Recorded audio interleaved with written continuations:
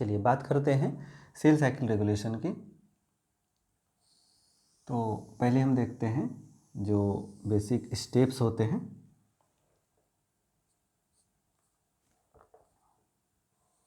वो हम देख लेते हैं। तो इसको नॉर्मली जो सबसे छोटा फेज होता है वो हमारा एम फेज होता है, और यहाँ से ये पूरा रेस्टिंग फेज स्टार्ट हो जाता है। तो हम इसको, जो सबसे बड़ा होता है हमारा गैप ये होता है, और फिर सिंथेसिस होता है। तो ये हमारा हो गया एम फेज, ये हमारा G1 फेज, ये हमारा एस फेज, और ये हमारा G2 फेज। ठीक है। थोड़ा हो सकता है कि प्रोपोर्शन इधर उधर हुआ हो, बट समझने के लिए ठीक है। तो ये 4 बेसिक फेज हुआ। गैप 1 एस यानी सिंथेसिस फेज, यहाँ पर डीएनए सिंथेसिस होता है, यहाँ पे सेल ग्रो करता है और भी चीज़ें होती है, और यहाँ भी सेल ग्रो करता है, फर्दर प्रिपरेशन होता है, फाइनल प्रिपरेशन होता है, वो है गैप 2। और यहाँ पर सेल डिवीज़न होता है, जो सेल डिवीज़न में भी आपका 4 फेज होता है, वो भी हम देखेंगे। अब यहाँ पर सबसे इम्पॉर्टेंट बात है कि ये जो रेगुलेशन, ये जो सेल साइकिल चल रहा है, तो इसका जब रेगुलेशन में बात आती है तो हम पहला पॉइंट जो तय करते हैं, डिस्कस करते हैं, वो है चेक पॉइंट। तो यहाँ पर कई सारा चेक पॉइंट लगा हुआ है। मेनली 3 चेक पॉइंट की बात करेंगे। एक चेक पॉइंट यहाँ पर है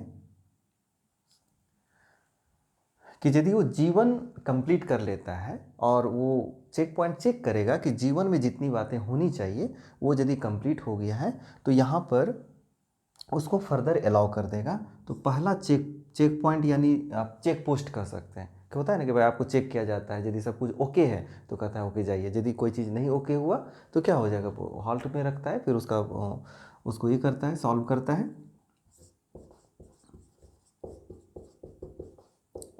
G1 चेक पॉइंट, एक चीज़ ये ध्यान रखना है, इसको G1S चेक पॉइंट भी बोलते हैं। ठीक है, यदि देखा जाए तो बहुत जगह इसको G1S चेक पॉइंट भी बोलते हैं। ठीक है, क्योंकि चूंकि ये बिल्कुल यहाँ पर लास्ट में है और इसके बाद एस फेज स्टार्ट हो जाता है, इसलिए इसको G1S/S चेक पॉइंट भी बोलते हैं। स्टार्ट चेक पॉइंट भी इसको बोलते हैं, बट अभी बहुत ज़्यादा इस पर नहीं जाएंगे। आगे हम दूसरा चेक पॉइंट हम देखते हैं, वो होता है कि जब सिंथेसिस हो जाता है और फर्दर इसमें ग्रोथ होता है सेल में, तो यहाँ पर एक चेक पॉइंट आपका आएगा जिसको बोलते हैं, जो कि बिल्कुल एम फेज में एंटर करने के लिए होता है, वो है हमारा G2 चेक पॉइंट।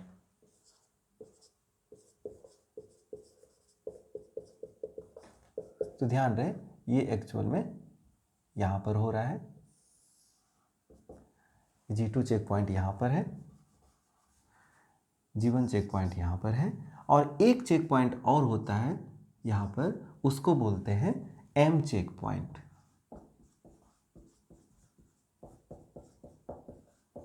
या इसका दूसरा नाम है जो ज़्यादा पॉपुलर है, उसको बोलते हैं स्पिंडल असेंबली चेक पॉइंट। ठीक है, स्पिंडल असेंबली चेक पॉइंट वो क्या है, हम आगे आएंगे, एक एक करके देखते हैं। G1 चेक पॉइंट में क्या क्या चीज़ यहाँ पर देखा जाएगा, किस किस चीज़ को चेक किया जाएगा, यहाँ पर किस किस चीज़ को चेक किया जाएगा। एक तो जो सबसे इम्पॉर्टेंट चेक यहाँ पर होता है, एक जो सबसे इम्पॉर्टेंट चेक होगा वो होगा, इसको आप नीचे भी लिख सकते हैं, बट यहीं पे मैं लिख रहा हूँ। पहला है सेल साइज। सेल साइज को देखा जाएगा कि प्रॉपरली सेल का साइज है या नहीं है, ये चीज़ पहला यहाँ पर चेक किया जाएगा, क्योंकि सेल डिवीज़न तभी होता है जब सेल का साइज एक इनफ होता है और उसमें इनफ न्यूट्रिएंट होता है। क्योंकि यहाँ पर न्यूट्रिएंट जितना भी रिक्वायर्ड होना चाहिए यहाँ पर ज़रूर होना चाहिए, आप प्रोटीन, एंजाइम, जो भी बहुत सारा चीज़ सिंथेसिस यहाँ पर होता है। और फर्दर क्योंकि वो किसके लिए रिक्वायरमेंट होगा, वो डीएनए सिंथेसिस के लिए रिक्वायरमेंट होगा, फर्दर इसका जो डिवीज़न होगा उसके लिए रिक्वायरमेंट होगा। तो सारा यहाँ पर ये चीज़ें रहना चाहिए। उसके बाद यहाँ पर क्या होगा, ग्रोथ फैक्टर। ठीक है। ग्रोथ फैक्टर होगा वही इसको स्टेब्लिश करेगा सेल डिवीजन के लिए। यदि ये नहीं है तो ये फेज ग्रो नहीं करेगा। इसके लिए सबसे ज़्यादा ज़रूरी है कि सेल साइज बढ़े, यानी ग्रोथ हो, न्यूट्रिएंट का सिंथेसिस हो, या वहाँ पर कलेक्शन हो। तो उसके लिए सबके लिए क्या होता है कि ग्रोथ फैक्टर का होना बहुत ज़रूरी है। और उसके बाद जो इससे भी ज़्यादा है ज़रूरी कि ये भी चेक किया जाता है कि यहाँ पे डीएनए डैमेज तो नहीं है, ठीक है। यदि डीएनए डैमेज हुआ तो ये बहुत ही लीथल होगा, क्योंकि डीएनए डैमेज होगा तो फर्दर उसका जो रिप्लिकेशन होगा उसमें एरर आएगा और म्यूटेशन होगा, और जो भी फर्दर नेक्स्ट जनरेशन सेल बनेगा, डॉटर सेल, उसमें प्रॉब्लम आ जाएगी। तो यहाँ पर डीएनए डैमेज को भी चेक किया जाता है। हालांकि एक चीज़ और ध्यान रखना है कि डीएनए डैमेज किसी भी जगह पर होगा तो वहाँ पर हाल्ट हो जाता है नॉर्मली। तो G1 चेक पॉइंट। अब एक नाम यहाँ पर और भी बहुत इंपॉर्टेंट दिया जाता है। इस जगह को यदि ये क्रॉस कर गया, ये फेज, ये चेक पॉइंट, तो ये कंप्लीट, ये यहाँ पर तय हो जाता है, कमिटेड हो जाता है कि अब सेल साइकिल पूरा होकर रहेगा। So this is the commitment point, ठीक है। This is the commitment point. यदि ये यहाँ पर क्रॉस कर गया जीवन को तो वो कमिट कर जाता है डीएनए सेल साइकिल को पूरा करने के लिए। अब वो रुकेगा नहीं, ठीक है। अब वो होगा, हो सकता है हाल्ट हो जाए बट वो रुकेगा नहीं, बैक नहीं होगा। लेकिन इससे पहले क्या हो सकता है कि रुक सकता है और किस में जा सकता है, G0 फेज में जा सकता है। तो यहाँ पर ये G0 फेज में यानी रेस्टिंग फेज में जा सकता है यदि चीज़ें ओके नहीं हुई। यदि यहाँ पर ओके हुआ, एक बार इसको क्रॉस कर गया, तो इसलिए यहाँ पर इस पॉइंट को रेस्ट्रिक्शन पॉइंट भी बोलते हैं। इसको रेस्ट्रिक्शन पॉइंट भी बोलते हैं। क्यों बोलते हैं? क्योंकि यदि इस रेस्ट्रिक्शन पॉइंट को क्रॉस कर गया तो फर्दर इधर की जो भी फेजेज हैं उसको पूरा करने के लिए नो नीड ऑफ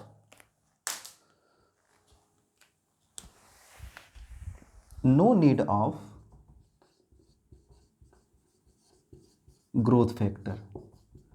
तो ग्रोथ फैक्टर की अब ज़रूरत नहीं रही। इस फेज के लिए ग्रोथ फैक्टर की ज़रूरत होगी। वो एक स्टार्टर है, एक बार यहाँ से रिस्ट्रिक्शन पॉइंट से क्रॉस कर गया, अब ग्रोथ फैक्टर की कोई ज़रूरत नहीं है, अब ये रन कर लेगा, ठीक है। चीज़ों को उन्होंने एक्टिवेट कर दिया।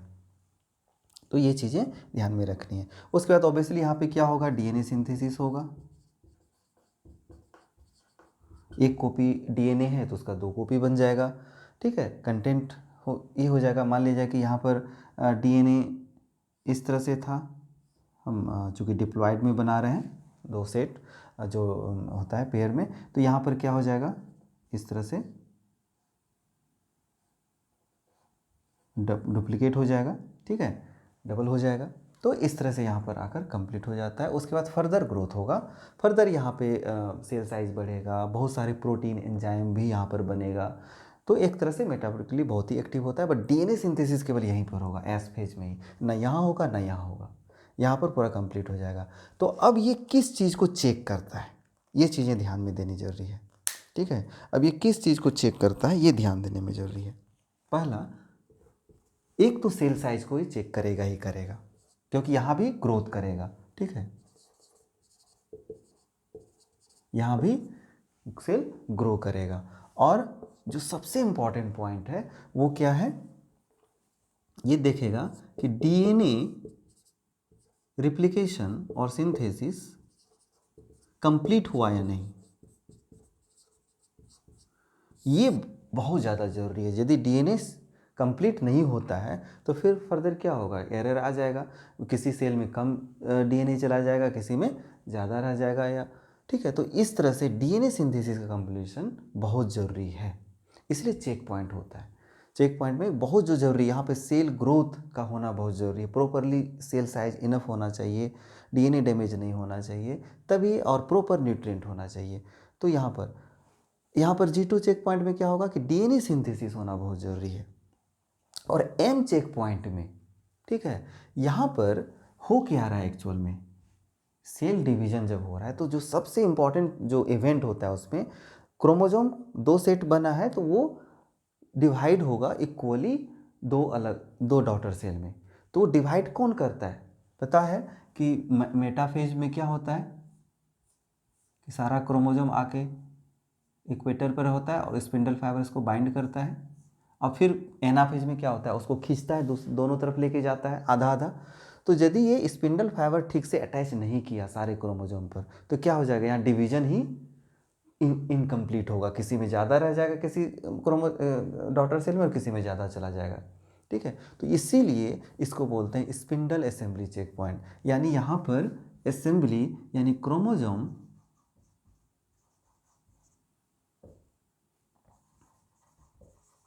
Attached with spindle. ठीक है, स्पिंडल फाइबर से जुड़ा होना चाहिए, ये यहाँ पे चेक होगा। ठीक है, इस चेक पॉइंट का यही फंक्शन है, और सारे चेक पॉइंट का यही रीज़न है कि वहाँ पे सबसे इम्पॉर्टेंट पॉइंट जो है वो ध्यान में रखना है। अब इसी के अनुसार से इसको थोड़ा सा नाम दिया गया, क्योंकि G1 चेक पॉइंट में ग्रोथ ज़्यादा इम्पॉर्टेंट है, तो इसको growth cell growth check point भी बोलते हैं।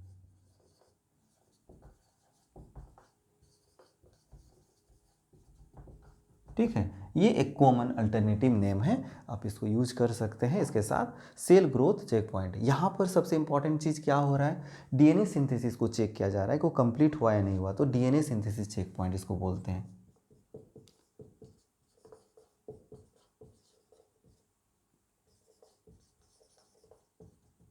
डीएनए सिंथेसिस चेक पॉइंट, इसको यदि क्रॉस कर गया तो ये इसमें इंटर कर जाएगा, और इसको बोलते हैं माइटोटिक चेक पॉइंट। इसको माइटोटिक चेक पॉइंट, क्योंकि यहाँ पे माइटोसिस होता है, ये माइटोटिक है, माइटोसिस होता है यहाँ पर, तो माइटोटिक चेक पॉइंट इसको बोला जाता है, दूसरा नाम। ठीक है, तो इस तरह से इसके कुछ अल्टरनेटिव नाम भी आप याद रख सकते हैं। तो ये तो एक बेसिक आपका हो गया कि चेक पॉइंट का। अब ये कैसे रेगुलेट होता है, कौन सा ऐसा फैक्टर है जो इसको रेगुलेट करता है कि ये चेक पॉइंट क्रॉस करना चाहिए नहीं करना चाहिए। तो चूँकि जब भी हम देखते हैं कि सेल में रेगुलेशन होता है तो उसका क्या मतलब होता है, वो जो रेगुलेशन होता है उसका मतलब क्या होता है। तो रेगुलेशन के पीछे सारा कहानी यही होता है कि कोई रेगुलेटरी प्रोटीन होता है, एंजाइम होता है, कोई फैक्टर होता है, ठीक है, जो रेगुलेट करता है, क्योंकि सारे इवेंट्स जो होता है कोई ना कोई एंजाइम कोई ना कोई प्रोटीन उसको रेगुलेट कर रहा होता है। तो इसको हम देखते हैं, पहले इसको थोड़ा हटा दें।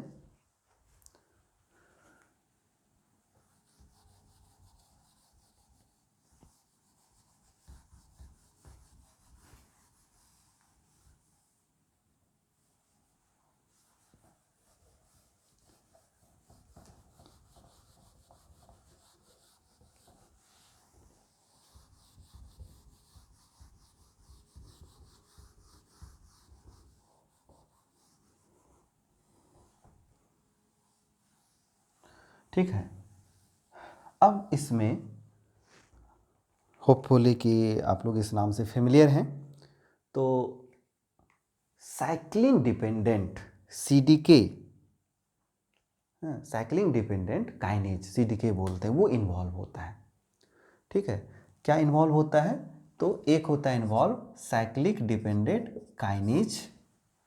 ठीक है, और इस काइनेज को रेगुलेट करने के लिए, चूंकि साइक्लिन डिपेंडेंट है तो किस पे डिपेंड है, तो साइक्लिन पे, साइक्लिन पर ये काइनेज डिपेंडेंट है, इसलिए इसको बोलते हैं साइक्लिन डिपेंडेंट काइनेज।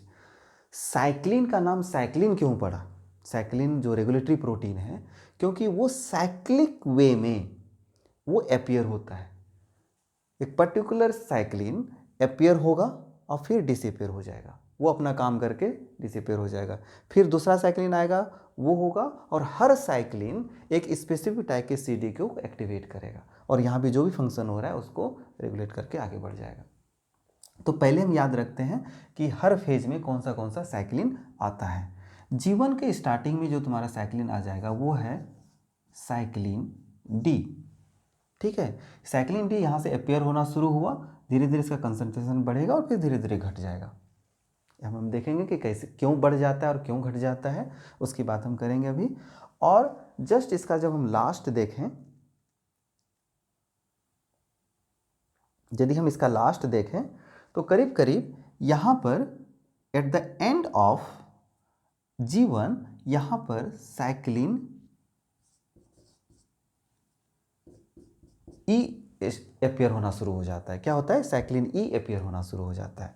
और ये फिर ये बढ़ेगा तो सबसे ज़्यादा कहाँ पर होगा? इसका कंसंट्रेशन एस फेज में होगा। और उसके बाद G2 फेज में जब आते हैं तो एस फेज में ही स्टार्ट हो जाता है आपका साइक्लिन ए। ठीक है, साइक्लिन ए आपका यहीं पे स्टार्ट हो जाता है और ये इसका कंसंट्रेशन यहाँ से DNA एस फेज से होते हुए आपका सबसे ज़्यादा कंसंट्रेशन G2 में हो जाएगा और फाइनली M फेज पर आकर ये एंड कर जाएगा। और यहाँ पर जो साइक्लिन होगा वो होगा साइक्लिन बी। ठीक है, साइक्लिन बी। तो डी, ई, ए और बी, इसको यदि आपको याद रखना है तो आप ऐसे इसको याद रखेंगे। हो सकता है आप अपना दूसरा तरीका भी निकाल लें। तो पहले कौन अपेयर हुआ? डी, ई, ए, बी। ठीक है, यानी डीप।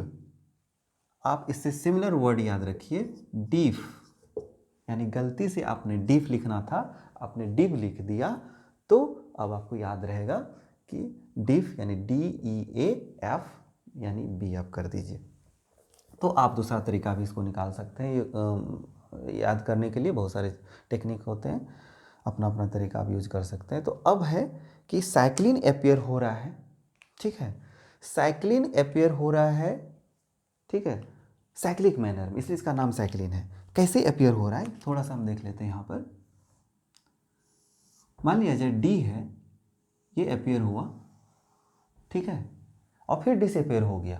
तो इसका मतलब है जब ये अपियर हो रहा है तो कैसे अपियर हो रहा है? इसका मतलब यहाँ पर सिंथेसिस हो रहा है। ठीक है, और जब डिसअपियर हो रहा है तो इसका मतलब है यहाँ पे डिग्रेडेशन हो रहा है। क्या हो रहा है? डिग्रेडेशन हो रहा है, यानी उस प्रोटीन का, रेगुलेटरी प्रोटीन को डिग्रेड कर दिया जाता है। सिंथेसिस कहाँ से होगा? तो ऑब्वियसली जीन से होगा, जीन से इसका सिंथेसिस होगा, यानी जेनेटिक लेवल तक इसका, जीन लेवल तक इसका रेगुलेशन होता है। तो ये रेगुलेटरी प्रोटीन है, ये किसको रेगुलेट कर रहा है? स्पेसिफिक साइक्लिन डिपेंडेंट काइनेज को, यानी CDK को कर रहा है। तो साइक्लिन डी रेगुलेट करता है CDK 4 या 6 या दोनों को। ठीक है, साइक्लिन ई जो रेगुलेट करेगा वो साइक्लिन CDK 2 को करेगा। ठीक है, और साइक्लिन ए भी CDK 2 को ही करेगा और साइक्लिन बी CDK 1 को रेगुलेट करेगा।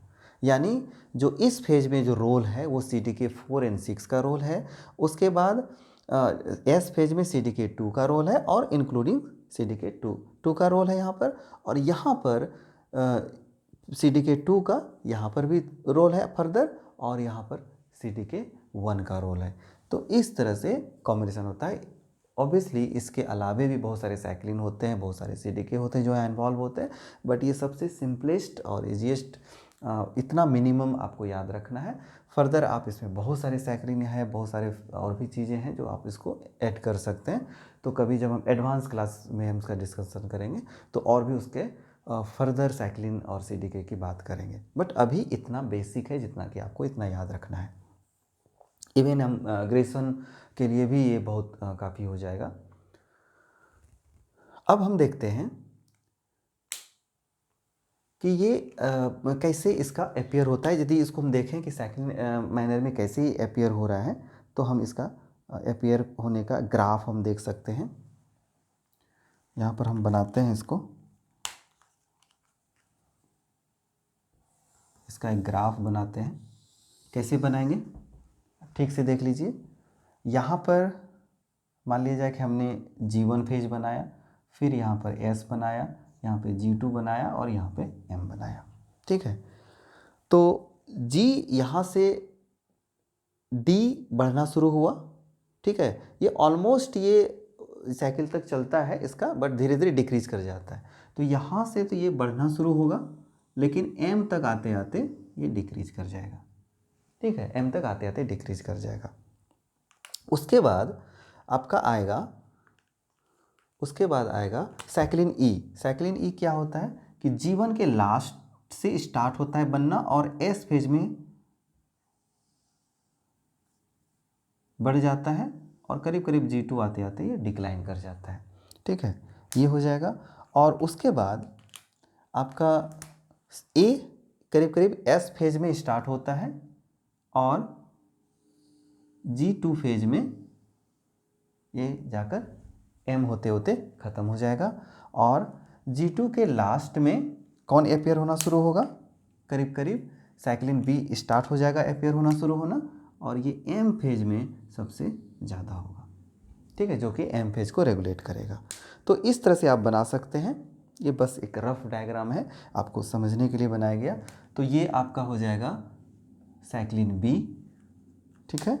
उसके बाद ये आपका D है, और ब्लू वाला हमने बनाया था, A बनाया था, ये वाला A है, और जो रेड वाला है वो E है, ठीक है। ये रेड वाला जो है वो E है, ठीक है। तो इस तरह से आप इसको एक ग्राफ बनाकर भी दिखा सकते हैं कि किस तरह से। इसका एक दूसरा तरीका भी है इसको बनाने का। मान लिया जाए कि आप इसको ऐसे भी शो कर सकते हैं कि ये आपका साइकिल है, ठीक है। यहाँ पर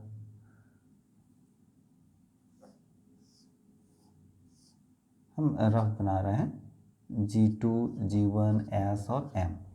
तो आप देख सकते हैं कि यहाँ पर कौन G में D आना शुरू हुआ, ठीक है। और ये चूँकि बहुत दूर तक जाता है, बट इसका कंसंट्रेशन सबसे ज़्यादा G में रहता है, फिर धीरे धीरे धीरे धीरे धीरे धीरे कम हो जाएगा। तो ये आपका D हो गया। उसके बाद यहाँ से स्टार्ट होता है E, और S में सबसे ज़्यादा होता है और फिर डिक्लाइन कर जाता है E, और फिर यहाँ से स्टार्ट होगा आपका A, ये स्टार्ट होता है और ये बढ़ते बढ़ते G2 में सबसे ज़्यादा होगा, ठीक है। G2 में सबसे ज़्यादा होगा और फिर ये डिक्लाइन कर जाएगा, फिर ये डिक्लाइन कर जाएगा। ये है आपका A, और यहाँ पर होगा B, ठीक है, जो M फेज में होगा। तो आप इस तरह से भी दे सकते हैं कि इसके जितना थिकनेस है वो उसके कंसंट्रेशन को शो कर रहा है। तो बहुत सारे बुक में ये तरह डायग्राम मिल जाएगा, या किसी बुक में इसके साथ इसको डायग्राम को शो कर दिया जाता है। आपको जो कन्वीनियंट लगे आप बनाकर बता सकते हैं कि साइक्लिन का किस तरह से एक्सप्रेशन होता है, किस तरह से वो इंक्रीज करता है और डिक्रीज करता है, और इंक्रीज क्यों करता है ड्यू टू द सिंथेसिस, और डिक्रीज क्यों करता है तो उसके डिग्रेडेशन का। तो ये बहुत ही इंपॉर्टेंट, बहुत ही यूनिक रेगुलेटरी सिस्टम है सेल साइकिल का, साइक्लिन डिपेंडेंट CDK काइनेज, ये इसका मैकेनिज्म है। तो इसमें साइक्लिन क्या करता है, अब हम ये देखते हैं कि ये मान लीजिए कि CDK है, मान लीजिए ये एक CDK है, ठीक है। मान लीजिए कि CDK4 है, ठीक है। तो इसको रेगुलेट करने के लिए इसका जो बिल्कुल कॉम्प्लीमेंट्री जो उसका होगा वो आएगा CDKD, ये हो जाएगा, सॉरी साइक्लिन D, ये साइक्लिन D आएगा और इसके एक्टिव साइट पर जाकर बाइंड करेगा और फर्दर इसको एक्टिवेट कर देगा, ठीक है। एक ये बात ध्यान में रखनी है। दूसरी बात जो ध्यान में रखनी है कि इसका जो साइक्लिन का जो साइक्लिन क्या हो रहा है, इसका कंसंट्रेशन क्या हो रहा है, वेरी कर रहा है। इसका कंसंट्रेशन क्या कर रहा है, साइक्लिक मैनर में वेरी कर रहा है, नॉट कांस्टेंट, वेरिएबल होता है। और दूसरा है तुम्हारा CDK, ये क्या होता है, कांस्टेंट होता है। तो सेल में CDK साइक्लिक डिपेंडेंट काइनेज का अमाउंट क्या होता है, कंसंट्रेशन कांस्टेंट होता है, ये ध्यान रखना है, ये कांस्टेंट होगा। बट जो चेंज कर रहा है वो साइक्लिन चेंज कर रहा है, और साइक्लिन ही इसको रेगुलेट कर रहा है। तो साइक्लिन, ठीक है, साइक्लिन CDK को रेगुलेट करेगा और CDK फर्दर नेक्स्ट प्रोटीन्स या एंजाइम्स को रेगुलेट करेगा, और ये एंजाइम्स फर्दर जो भी स्टेजेज हैं उसको रेगुलेट करेगा, ठीक है। और ये ग्रोथ फैक्टर जो है, ग्रोथ फैक्टर साइक्लिन को रेगुलेट करता है, ठीक है। ग्रोथ फैक्टर किसको रेगुलेट करता है, साइक्लिन को रेगुलेट करता है।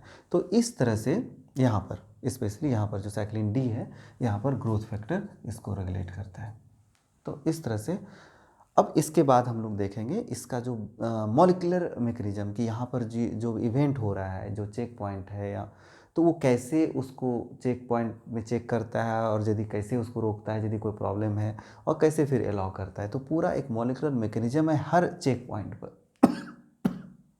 ठीक, तो वो हम नेक्स्ट क्लास में देखेंगे। अभी ये बेसिक एक था कि कैसे सेल रेगुलेशन में चेक पॉइंट्स क्या होते हैं, और उसमें जो कौन बेसिक फैक्टर है जो इन्वॉल्व होता है वो है साइक्लिन एंड सिटिकेज। थैंक यू, आज इतना ही रहने देते हैं।